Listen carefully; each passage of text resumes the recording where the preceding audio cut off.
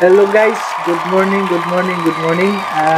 Welcome back again sa channel natin sa JMC TV. Kumusta? Kumusta kayong lahat? Sana ay nasa mabuting kalagayan tayo. Anyway, kagagaling lang natin sa long weekend vacation sa hometown namin sa Caloocan, Leyte dahil dinalaw namin yung aming lula sa kanyang 92 birthday. So, okay yung bakasyon namin, successful yung aming biyahe. So, kahit naglaan tayo ng ilang araw, itabi muna na yung ating mga ginagawa dito sa Maynila. So, nagawa natin yung makapagbigay ng saya. At saka isa pa, banding na rin yung aming mga pinsan, ng aming mga tsuhin, both sides, sa Karel at saka sa Sanyo sa family. So, napakasarap sa pakiramdam na nagawa natin yung magpaligaya ulit ng ating mga mahal sa buhay. So, eto, nagpapasalamat ako ng marami sa lahat ng nag-share, nag-like, nag-comment, nag-subscribe ng aming video regarding po sa JMC Bag Expert o sa JMC TV. Yung nag-follow doon sa aking Facebook page sa JMC Bag Expert, thank you po. Sa Jidel Karel, mga nag-like, nag-comment, so thank you mga guys. Tinatanaw ko yan ng utang na loob sa inyo. So anyway, nandito tayo ulit, back to work ulit. So ito na yung mga ginagawa natin kasi napakarami nating mga schedule na move, kaya eto, paspasan uli yung ating trabaho. May drop off tayo ngayon, may meet up tayo ngayon. So nag-aantaway tayo ng mga riders na pipick up dito sa mga parcel na kailangan natin na ma-dispose itong week na to, dahil nga nag-cancel tayo ng mga schedule na, or nag-move tayo ng mga schedule na 5 days. So kaya medyo busy tayo ngayon mga guys. Okay, tara, let's go. Magpapacking tayo, tapos and then mag-drop off tayo sa LBC at saka kung ano-ano pa. So thank you mga guys sa inyong pagsuporta sa aking maliit na channel. After long weekend vacation natin mga guys, pagdating namin sa Maynila, ito kaagad ang bumungad sa amin na trabaho kasi nga ilang araw tayong nag-move ng mga schedule, kaya ito medyo matubo ulit ang trabaho dahil napakabigat nitong bag na to. So ang ginawa ngayon ay mga preparation lamang yan ng parts ng top bag ng aming mga sewer. So ang final niyan, pag-assemble, ako na mga guys, kasi hindi pa nila kaya na assemble yan. So in-expect ko na maraming pawis naman yung lalabas sa katawan natin. So oras yan bago mabuo mga guys, kasi napakalaki yung bag na yan. 52 by 54 ang laki niyan, tapos ang height niyan is 17 pag hindi pa naka-expand. Tapos pag naka-expand na yan is 39. So ganun ko kabigat yung bag na yan. Almost 12 kilos yan mga guys pag natuo na yung bag na yan. So yan ay hinihintay na sa atin nung customer natin na umorder niyan. Kaya hindi na siya pwedeng mabago yung schedule, kaya pinilit siyang isingit sa araw na yan na matapos talaga mga guys. So ayan, nakita niyo paano siya tinahi. So, napaka masalimot, di ba? Paikot-ikot yung So dito naman yung sa tapat para matapos yung maaga yung mga parts na ginagawa. So ako naman mga guys, ito makikita nyo, nagbabalot ulit. So yun po ang trabaho, magbalot ng parcel para may habol din sa mga naka-schedule na drop-off namin sa LBC. So yan.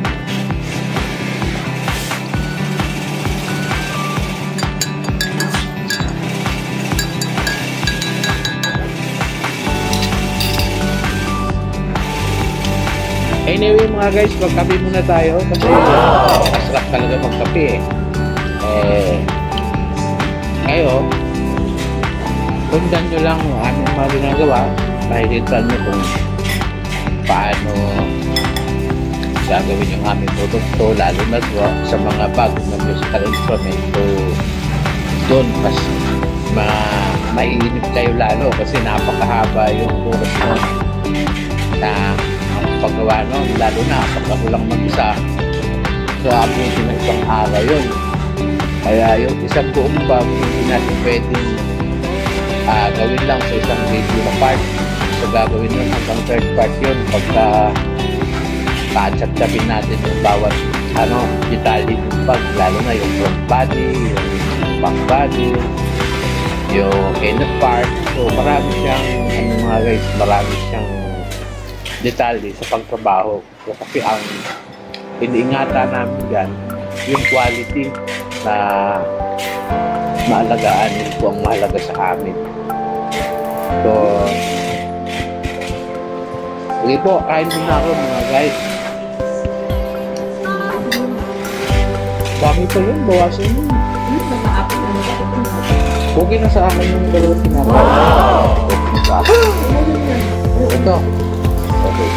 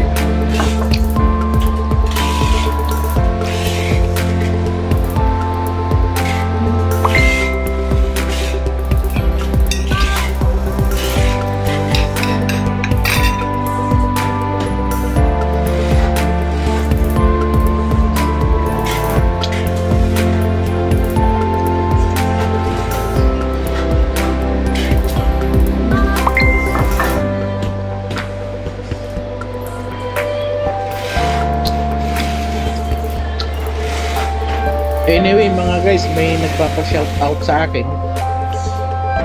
Shoutout daw sa brother kong kalbo na dalawa. Alin doon yung unahin ko mga guys? Si Lowell ba o si Brother Lynn? Shoutout mga tol.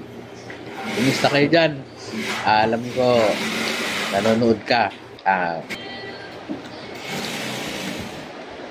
Alam ko si Dencio naman, si Brother Dencio, talagang puspusan yung kanyang ginagawa ngayon.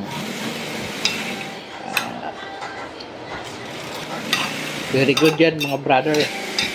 Sipag lang.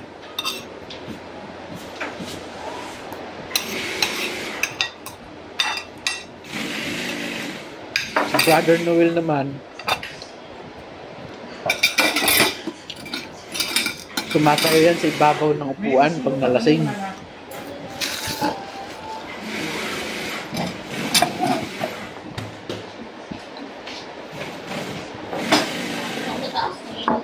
Sige, sige.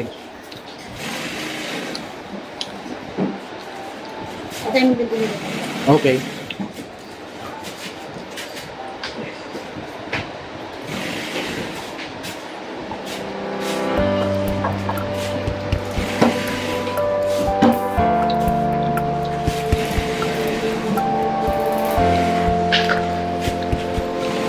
Shout out po sa lahat ng mga nag-follow doon sa aking Facebook page, JMC Bag Expert, JMC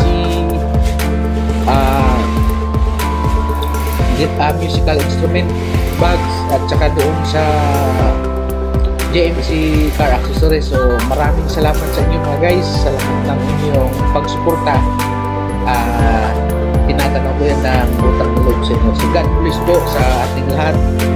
Yun, sa lahat din po ng mga nag-subscribe, nag-share, nag-comment doon sa video ko sa aming YouTube channel, JMC TV. Maraming salamat sa inyo mga guys. Sana po huwag kayong magsawa na suportahan, sundan ang aking mga ginagawa dito sa JMC TV. Ito po ay regarding lahat doon sa mga produkto namin na binibenta online sa Shopee, sa Lazada at saka sa Facebook ads. Makikita nyo ang aming mga produkto dito sa JMC Bag Expert. So sa Facebook naman ay sa Lazada naman ay JMC Quick Tarp, Shopee, JMC Quick Tarp PH. So yan po ang aming mga platforms. Yan ang pangalan ng aming store doon sa aming mga platforms na yun mga guys. So kahit alin dyan sa tatlo, pwede kayo umorder. Pwede nyo akong tawagan sa aking cellphone number 0991-402-6697. Ako po mismo ang makakausap nyo at maipapaliwanag ko sa inyo yung aming produkto kung kayo po ay magtatanong. So yan po.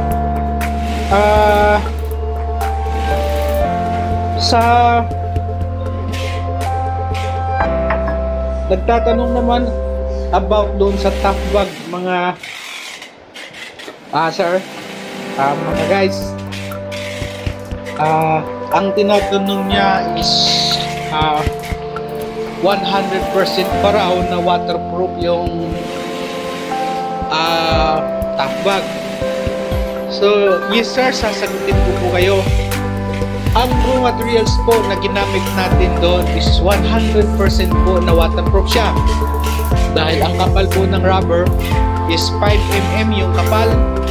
Tapos nilagyan natin siya ng lining na silver backing para uniform yung kulay niya sa loob mismo.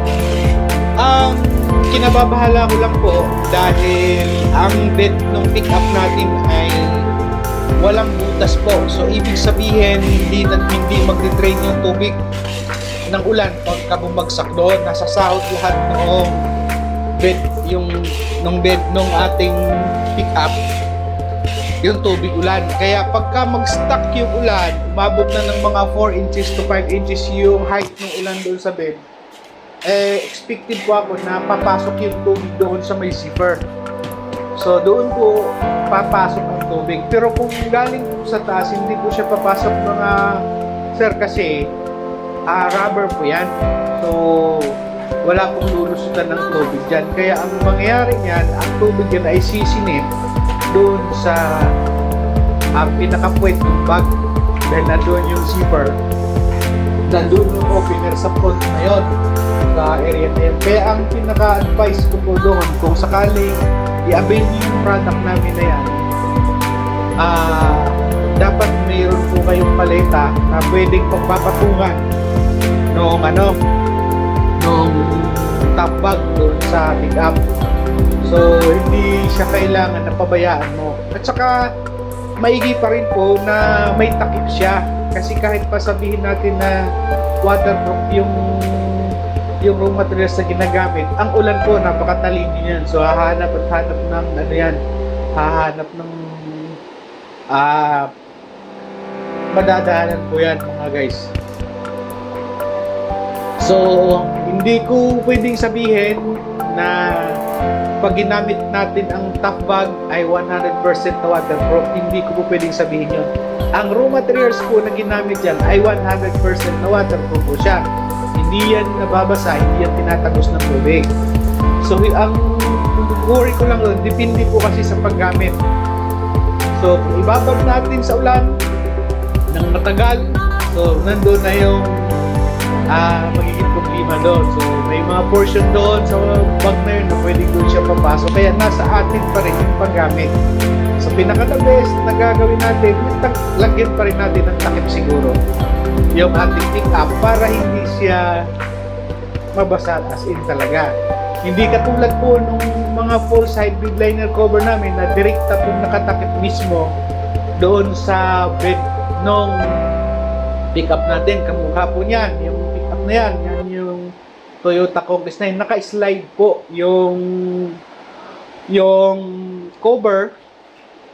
So, ang tendency niyan, pagbagsak ng ulan ay slide siya pababa. So, makikita po yung zipper dyan sa gilid mismo ng cover.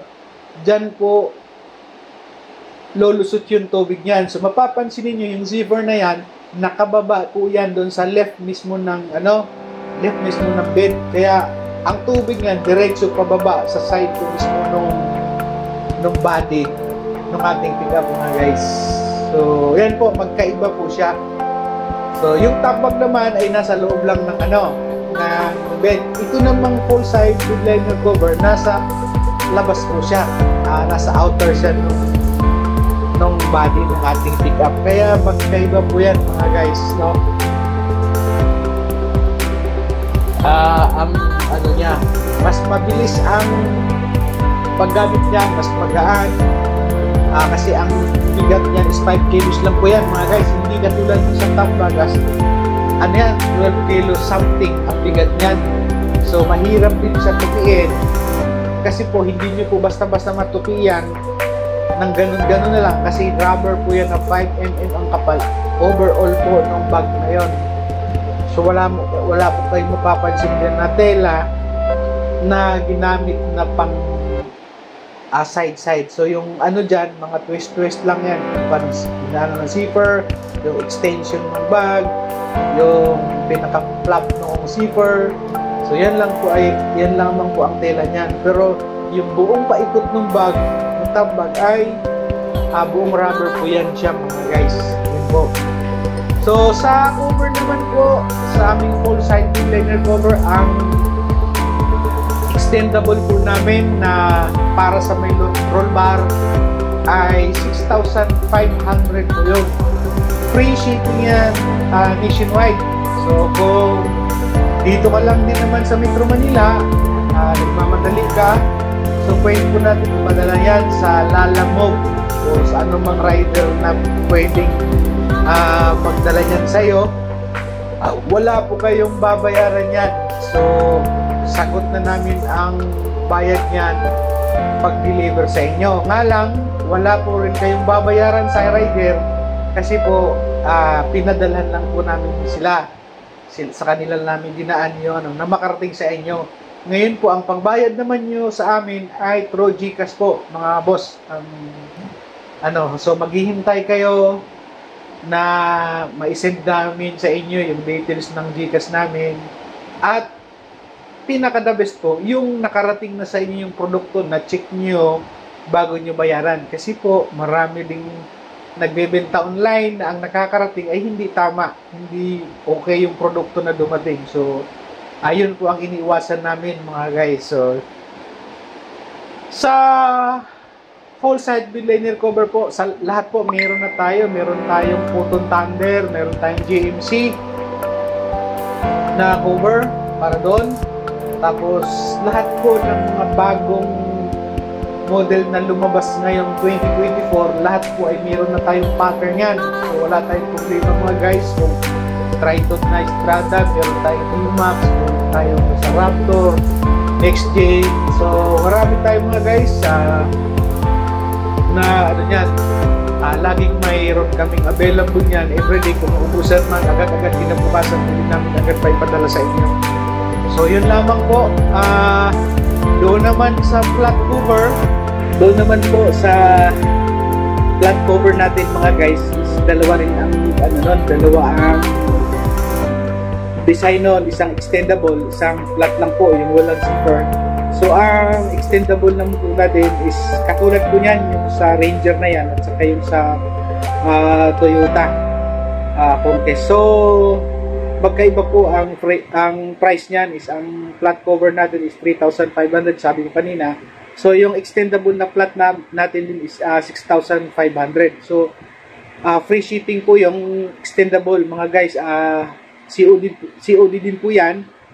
With the shipping nationwide po tayo mga guys. So, sa Metro Manila, pwedeng rider natin yan para mas mabilis makarating. Kung Luzon, Visayas, Mindanao ay Shopee po. Lazada, meron din po tayo. Tapos sa LBC po, COD din po yun mga guys.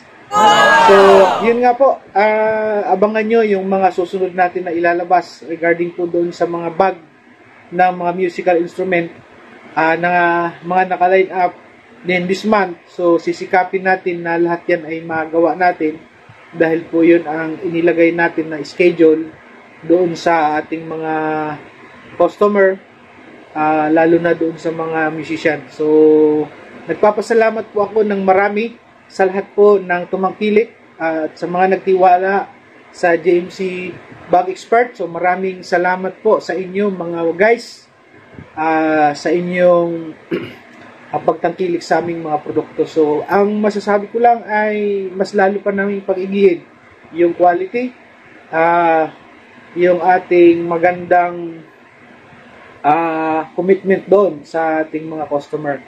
Sa mga nag-subscribe, salamat din po ng marami sa inyo, sa lahat ng nag-like, nag-share, nag-comment doon sa aming mga video. So, salamat po ng marami sa inyo mga guys. God bless po sa ating lahat. Don't forget na kalimutan ninyo na i-subscribe. Salamat po ng marami sa inyong lahat. Bye-bye. God bless po sa ating lahat mga guys. See you next video.